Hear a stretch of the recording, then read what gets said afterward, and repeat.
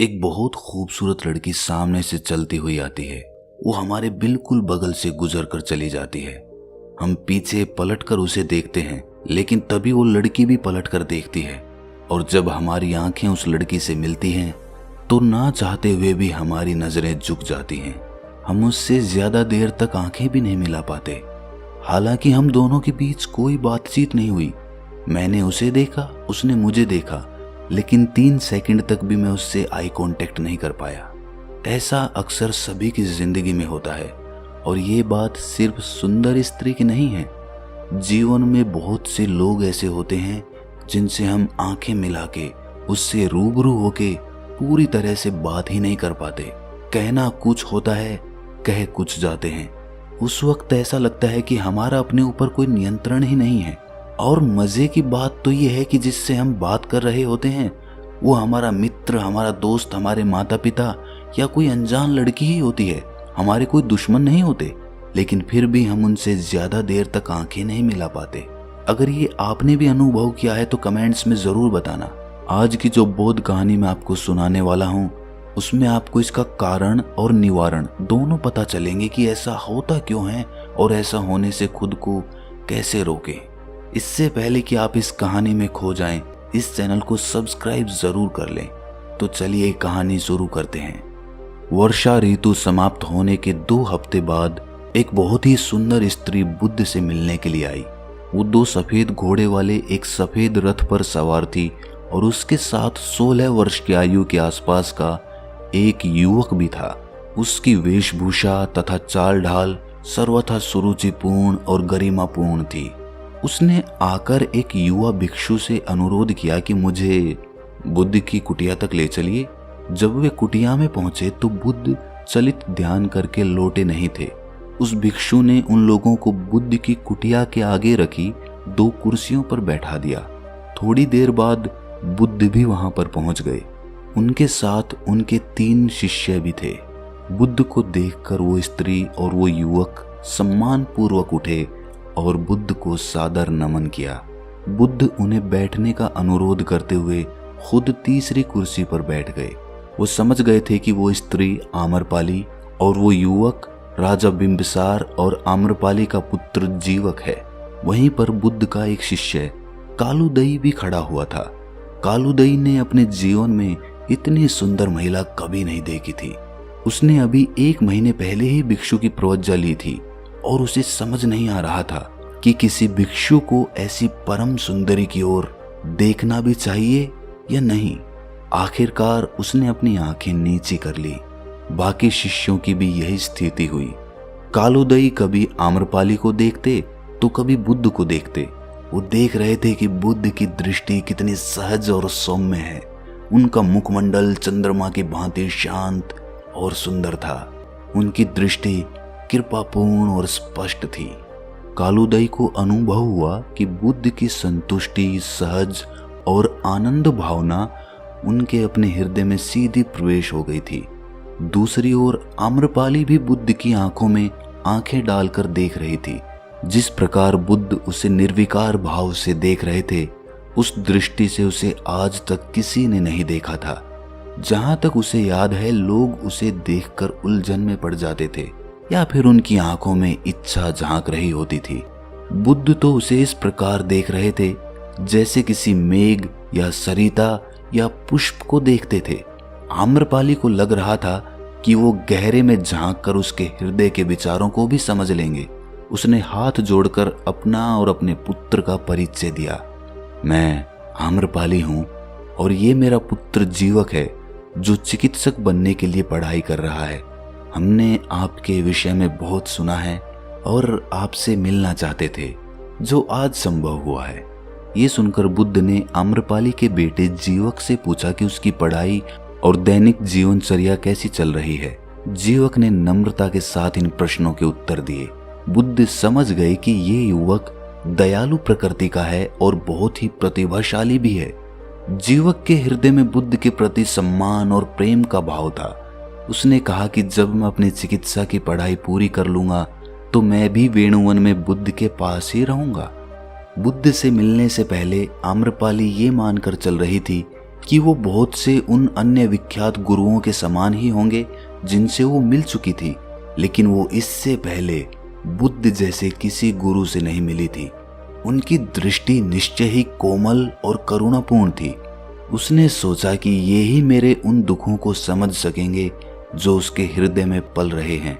उनकी करुणापूर्ण दृष्टि से ही उसके बहुत से दुख दूर हो गए थे। जब उसने बोलना शुरू किया तो उसकी आंखें छलछला आई थीं। गुरुवर, मेरा जीवन दुखों का आगार है।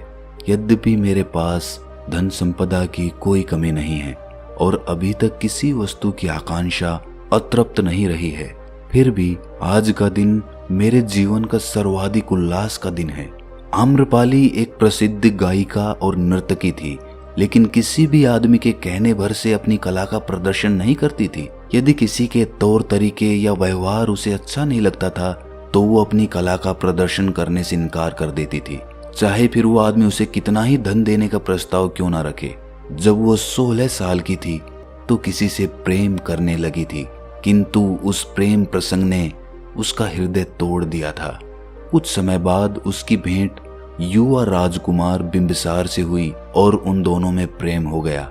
उसी से बिंबिसार के पुत्र जीवक का जन्म हुआ, किंतु राजमहल में कोई भी उसे और उसके पुत्र को स्वीकार करने के लिए तैयार नहीं थे। महल के लोगों ने ये अफवाह उड़ा रखी थी कि वो लड़का अनाथ है जिसे राजकुमार सड़क के कूड़े के ढेर से उठाकर लाए थे।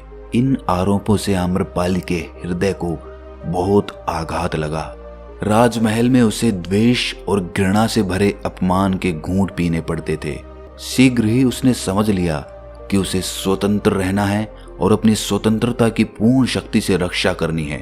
उसने राजा बिंबिसार से बिना शादी उस महल में रहना अस्वीकार कर दिया और प्रण किया कि वो अपनी व्यक्तिगत स्वतंत्रता किसी भी कीमत पर नहीं खोएगी। बुद्ध ने सहजता पूर्वक उससे कहा, किसी दूसरी वस्तु के समान सुंदरता भी आती है और चली जाती है। ख्याति और धन संपदा भी इसी प्रकार आनी जानी होती है। ध्यान साधना करने से जो शांति, हर्ष और स्वतंत्रता प्राप्त होती है, उसी से सच्चा आनंद प्राप्त होता है। आम्रपाली, इस जीवन के जो क्षण बचे हैं उनको जियो और उनका पूरा ख्याल रखो। अपने व्यक्तित्व को बुलावे में अथवा निरर्थक आमोद प्रमोद में नष्ट मत करो। ये बात सबसे महत्वपूर्ण है। बुद्ध ने आम्रपाली को बताया कि उसे अपना दैनिक जीवन नई विधि के अनुसार कैसे व्यवस्थित करना है। प्राणायाम करो, ध्यान में बैठो, सचेतनता की भावना से काम करो और पंचशीलों के पालन का अभ्यास करो। इन मूल्यवान शिक्षाओं को पाकर वो बहुत खुश थी। वहां से विदा होने से पहले उसने कहा, वैशाली नगर के बाहर मेरे अधिकार में एक आम्रवन है जो शीतल भी है और शांतिपूर्ण भी है। मैं आशा करती हूँ कि आप और आपके भिक्षु वहां कभी पधारने की कृपा करेंगे। यदि ऐसा हो सका तो ये मेरे और मेरे पुत्र के लिए बहुत ही सम्मान की बात होगी। बुद्ध देव, कृपा मेरे इस निमंत्रण पर विचार कीजिएगा। बुद्ध ने मुस्कुराकर स्वीकृति दे दी। जब आम्रपाली वहां से चली गई तो कालूदई ने बुद्ध के पास बैठने की अनुमति मांगी। बाकी 2 शिष्य भी दूसरी कुर्सियों पर बैठ गए। अन्य अनेक भिक्षु जो बुद्ध की कुटिया के पास से गुजर रहे थे वो भी वहीं पर रुक गए। उसके बाद कालूदई ने बुद्ध से पूछा कि हे तथागत, एक भिक्षु को किसी स्त्री की सुंदरता को किस दृष्टि से देखना चाहिए, खासकर उस स्त्री को जो आध्यात्मिक साधना में अवरोधक हो। बुद्ध ने मुस्कुराकर कहा कि भिक्षुओं, सभी धर्म वस्तुतः सुंदरता और कुरूपता का विचार नहीं करते, वो उनसे परे होते हैं। सुंदरता या कुरूपता का भावबोध तो हमारे चित्त को प्रतिबिंबित करता है। सुंदरता और कुरूपता दोनों का सृजन 5 तत्वों से होता है। सरोवर, बादल, पत्ते, फूल, सूर्य की एक किरण या दोपहर बाद की धूप, सभी में सौंदर्य होता है। हमारे पास में उगे हुए ये पीले बांस भी सुंदर हैं, किंतु इन सभी का सौंदर्य किसी भी स्त्री के सौंदर्य से अधिक चित्त में विघन नहीं डालता। यदि कोई स्त्री के सौंदर्य से अभिभूत हो जाता है तो वो सधर्म के मार्ग से भटक सकता है। भिक्षुओं, जब आपने चित्त की गहराई में बैठकर देख लिया है और सधर्म की गति प्राप्त कर ली है तो सुंदर सुंदर लग सकता है और कुरूप कुरूप लग सकता है, लेकिन यदि आपने अपने भावबोध से मुक्ति प्राप्त कर ली है तो आप इनमें से किसी से बंधे हुए नहीं होते। जब कोई मुक्त आदमी सौंदर्य की किसी देवी को देखता है तो वो ये भी देख सकता है कि वह सौंदर्य प्रतिमा कितने कुरूप पदार्थों से निर्मित हुई है। मुक्त आदमी सभी वस्तुओं की अनित्यता और अस्तित्वहीनता को भी समझ पाता है, जिनमें सुंदर और कुरूप दोनों प्रकार की वस्तुएं शामिल होती हैं। इसीलिए वो ना तो सुंदर वस्तु से सम्मोहित होता है और ना कुरूप से विरक्त होता है।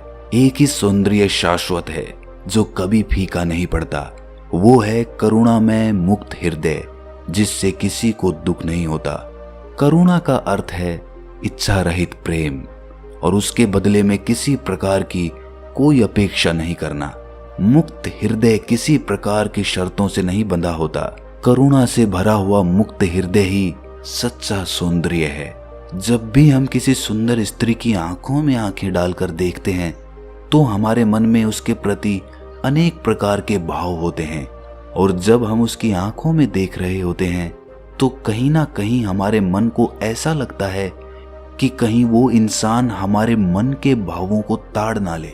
वो भाव प्रेम के भी हो सकते हैं, लालसा के भी हो सकते हैं, कामना के भी हो सकते हैं।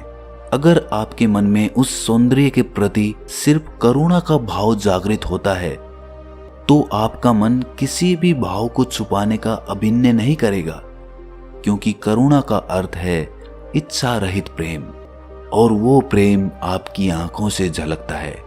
और वैसी स्थिति में आप बहुत देर तक किसी से भी आंखों से आंखें मिलाकर बात कर सकते हैं, लेकिन इसके लिए आपके मन को अनेक प्रकार के भावों से मुक्त होना पड़ेगा, और उसके लिए आपको अपने भाव समझने होंगे, आपको अपने भाव पकड़ने होंगे। आपको ये पता करना होगा कि जब आप किसी से बात करते हैं तो आपके मन में किस प्रकार के भाव उठते हैं, और ये देखने की दृष्टि देता है ध्यान, जो आपको अपनी अंतर यात्रा पर ले जाता है।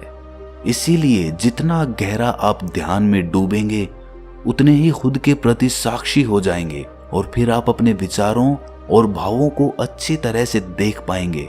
और जैसे जैसे आप अपने भावों को देखने लगेंगे वैसे वैसे वो भाव विलीन हो जाएंगे, और आखिर में आपके हृदय में बस करुणा बचेगी। तो दोस्तों, कैसी लगी आपको ये कहानी कमेंट सेक्शन में जरूर बताना, और अच्छी लगी तो इस चैनल को सब्सक्राइब करना मत भूलना। तो मिलते हैं अगली कहानी में, तब तक के लिए अपना ख्याल रखें।